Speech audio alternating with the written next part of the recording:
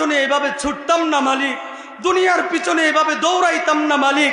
আমি বুঝি নাই আজকে মালিক যদি একটাবার অনুমতি দেন, দুনিয়ার এই অর্থবিত্ত, টাকা পয়সা, বাড়ি গাড়ি, ধন দৌলত, বিঘার বিঘা সম্পত্তি, আমার বিল্ডিং, আমার রাজপ্রাসাদ, আমার টাইসওয়ালা বাড়ি, সব কিছু আপনি মালিকের জন্য নিয়ে আসবো, আপনি রবের জন্য নিয়ে আসবো, আপনি আল্লাহর জন্য নিয়ে আসবো। যেই দুনিয়া আমার আখেরাতে কাজে আসে না, যেই আপনজন পরকালে কাজে আসে না, যেই কলিজার মানুষগুলো পরকালীন জিন্দিগির বিপদের মুহূর্তে বিন্দু পরিমাণ ফায়দা হয় না, কাজেই এই দুনিয়ায় আমি আমার অর্থবিত্ত রাখতে চাই না, বাড়ি গাড়ি রাখতে চাই না, টাকা পয়সা রাখতে চাই না, ব্যাংক ব্যালেন্স রাখতে চাই না। সব কিছু আপনি রবের জন্য অর্থ করতে চাই, আপনি মালিকের জন্য দান করতে চাই, মসজিদ মাদ্রাসায় দিয়ে দিতে চাই। ওই রব বলবে, বান্দা আমি জানতাম তুমি এই উজর আপত্তিগুলো করবা, তুমি এই আরজিগুলো পেশ করবা। বান্দারে আমি তো এতটাও তোমার দিকে অমনোযোগী না, তোমার জীবনে কি ঘটবে আমি সবই জানতাম। এজন্য আমি কি করেছিলাম জানো?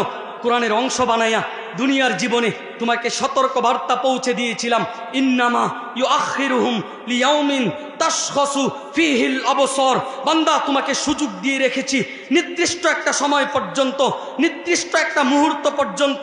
মনে রাখবা, মৃত্যুর আগ পর্যন্ত যত ইচ্ছা, যেভাবে ইচ্ছা চলতে পারো, মন স্বাধীন চলতে পারো, কিন্তু মনে রাখবা এই স্বাধীনতা একদিন ফুরিয়ে যাবে, এই স্বাধীনতা একদিন শেষ হয়ে যাবে।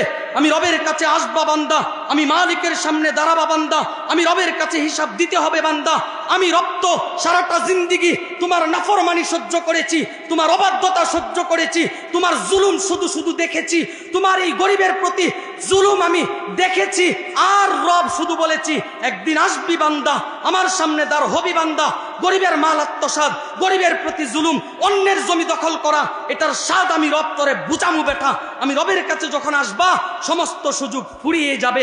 এজন্যই তো আল্লাহর রাসূল ডাক দিয়া বলেন, হুব্বুদ দুনিয়া রাসু কুল্লি খতিআহ।